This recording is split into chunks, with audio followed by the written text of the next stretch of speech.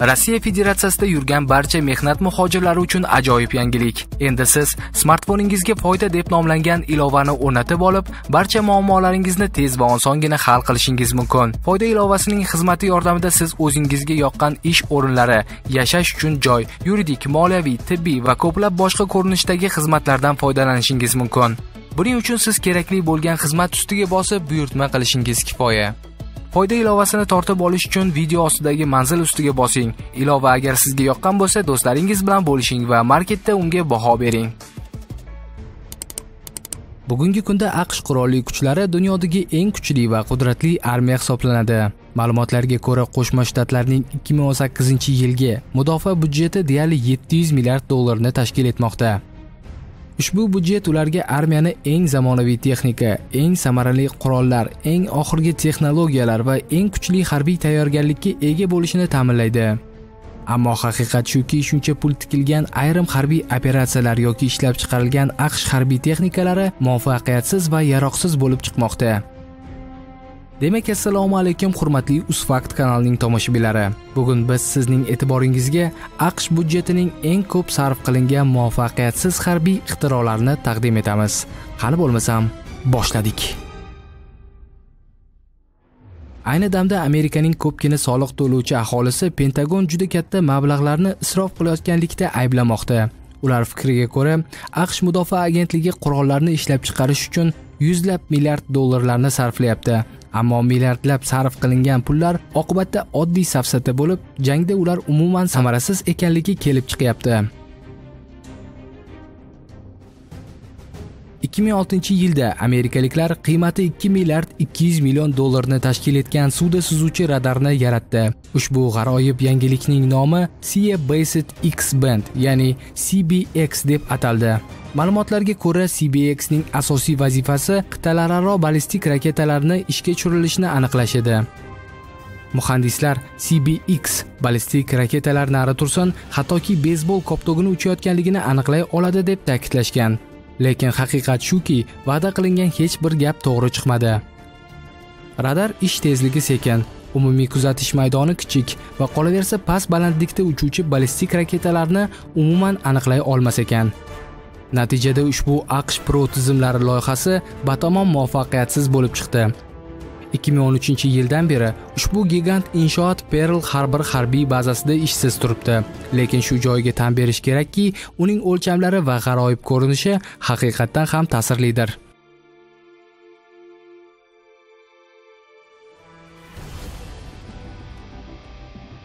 Zumwalt turidagi eskadrali mina tashuvchi kemasi AQSh Qo'shma Shtatlar tarixida deyarli eng qimmat va eng katta jang kemasi hisoblanadi. Bir dona ushbu turdagi kemaning narxi 4 milliard 400 million dollarga teng. Ko'pgina odamlar va qolaversa harbiylar Zumwalt kemasini oltin dazmol deb ataydi, chunki uning futuristik ko'rinishi haqiqatan ham dazmolga o'xshaydi. Unga sarflangan mablag' esa ushbu laqab qo'yilishiga sabab bo'ladi. AQSh flotining ushbu mag'rurligi e'lon qilinganda uning texnik xususiyatlari haqiqatan ham hayratlanarli edi. Kema 80 ta raketa uchun 20 ta raketa otish qurilmalari, 155 mm lik zambarak, samolyot hujumlaridan 57 mm lik zenit qurollari va yangi uchuvchisiz MQ-8 Fire Scout vertolyotlari bilan jihozlangan. Ammo bular hammasi qog'ozda yaxshi-yu, hayotda esa ko'pgina muammolari mavjud edi. Misol uchun, bir dona boshqariladigan raketa artilleriyasidan otish mamlakatga 2 million dollarga aylanadi. Eng qizig'i shundaki, kemaning 155 mm lik zambarakning bir o'qi 800 ming dollar turar ekan. Bu hattoki AQSh mudofaasi uchun juda ko'p. Shuning uchun harbiylar ushbu yuqori texnologiyali qurol o'q-dorilardan foydalana ololmayotganliklarini ta'kidladilar. Amerika harbiy sanoatining ushbu yangi mahsulotini ikki xususiyat birlashtiradi. Bu uning qimmatligi va kemaning xomligidir.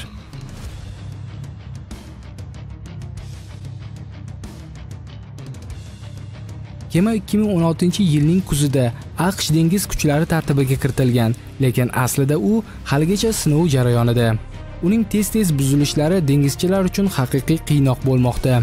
Ayrim ekspertlar oltin dazmolning innovatsion loyihasini hattoki xavfli deb hisoblashmoqda. Ular fikricha, kemaning qiya bortlari tufayli kuchli to'lqin paytida kema ag'darilib ketish xavfi bor.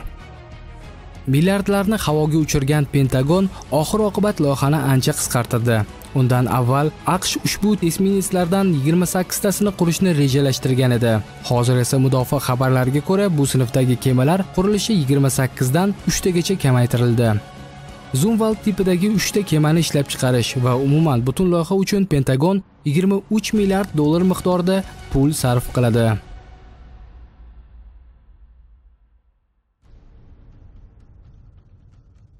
Sikorsky RAX-66 Comanche hujum va razvedka vertolyotiga Pentagonning katta umidlari bor edi. Ushbu vertolyot dunyodagi eng tez va ilg'or bo'lishi kerak edi. Vertolyot soatiga 500 km tezlikkacha har qanday ob-havo sharoitlarida, xohlagan relyefli joylarda va eng zamonaviy yashirin texnologiyalar bilan radarlarda ko'rinmay uchishi kerak edi. Loyihaning tuzilishiga 2 milliard 800 million dollar sarf qilindi. Umumiy hisobda 4000 vertolyotlar nusxasi qurilishi uchun 38 milliard dollar talab qilingan. Dastlabki RAX-66 qurilishi 1991-yilda boshlangan. 5 yildan so'ng uning birinchi nusxasi ilk sinov parvozini amalga oshirdi.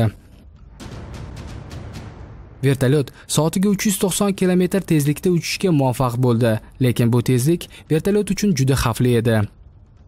Muhandislar qancha harakat qilmasin, rejalashtirilgan vertolyot xususiyatlarini amalda erisha olmadi. RAX-66 o'zining asosiy raqibi sanalgan ruslarning K-50, ya'ni qora akula vertolyotidan ko'pgina parametrlar bo'yicha yeta olmadi. Aynan shu sababli loyihani 2004-yilda to'xtatishga to'g'ri keldi. Shu paytga kelib AQSh mudofaasi ushbu super vertolyotlar loyihasiga 8 milliard dollardan oshiq pul sarf qilishga ulgurgan edi. Hozirda RAX-66 vertolyotining 2 prototip nusxasi Alabamadagi muzeyda saqlanmoqda. Bu menimcha muzeyda saqlanayotgan eng qimmat eksponatlardan biri bo'lsa kerak. F-35 Amerika aviatsiya tarixidagi eng ulkan loyihalardan biri. Amerikaliklar bu ko'p funksionalli jangchi samolyotni dunyodagi eng kuchli qiruvchi samolyot bo'ladi deb ta'kidlagan. 5-avlod turidagi F-35 ko'rinmas qiruvchi samolyotining loyihasi bugungi kungacha Amerika uchun 55 milliard AQSh dollariga aylandi. Loyihaning 30 yilga umumiy sarf xarajatlari 1.3 trillionga to'g'ri keladi. Lekin muammo shundaki, samolyotlar muntazam ravishda ko'pgina ekspertlar tomonidan tanqid qilib kelinmoqda. Ushbu samolyot muammolari loyiha bosqichida boshlangan. Samolyotning dvigatelida bir qator cheklovlar mavjud. Buning natijasida muhandislar uning burilishlardagi kuchlanishini 2 barobar kamaytirishdi. Natijada samolyotning manevrligi keskin kamaydi. Bugun vaziyat shuki, Lockheed Martin korporatsiya mahsuloti havo janglari uchun umuman moslashmagan.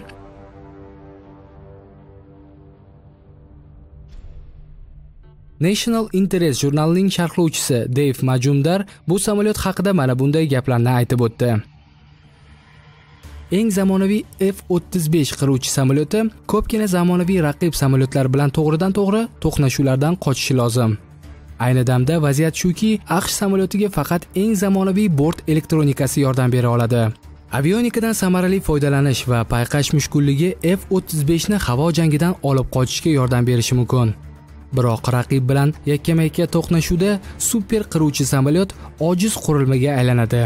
Shu sababli uning uchuvchisi bunday to'qnashuvlardan o'zini olib qochishi lozim, deb ta'kidladi amerikalik jurnalist.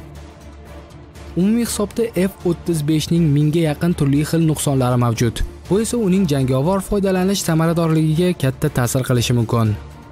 Tajribali uchuvchilar hisobotlariga ko'ra, samolyot kabinasida joy kam.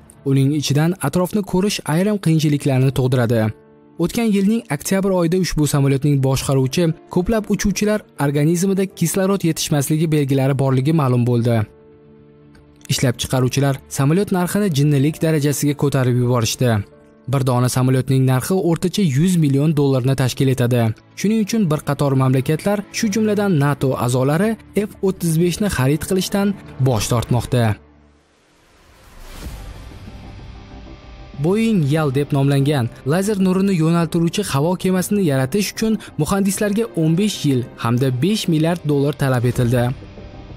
Boeing kompaniyasi Boeing 747-400 samolyotiga 1 kilovat quvvatiga ega bo'lgan doimiy lazer nurini ishlab chiqaruvchi Laser Avenger nomli qurilmasini o'rnatishdi.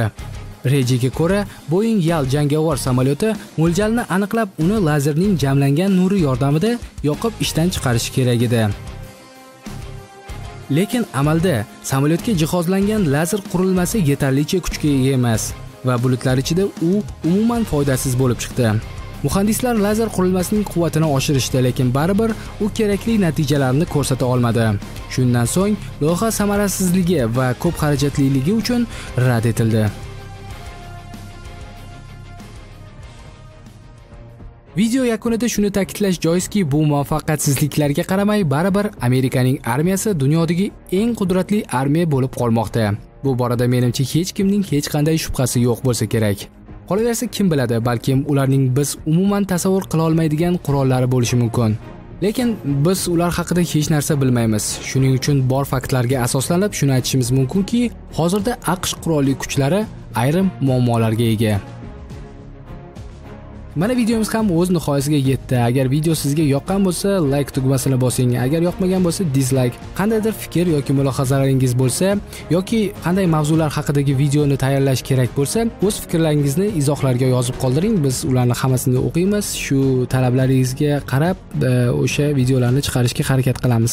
Kanalimizga obuna bo'lmagan bo'lsangiz, obuna bo'ling. Do'stlaringizga agar ushbu video yoqqan bo'lsa, bo'lishing. Videorolikni oxirigacha ko'rganingiz uchun katta rahmat. Siz bilan UzFakt edi. Kelasi videoda ko'rishguncha, xayr do'stlar.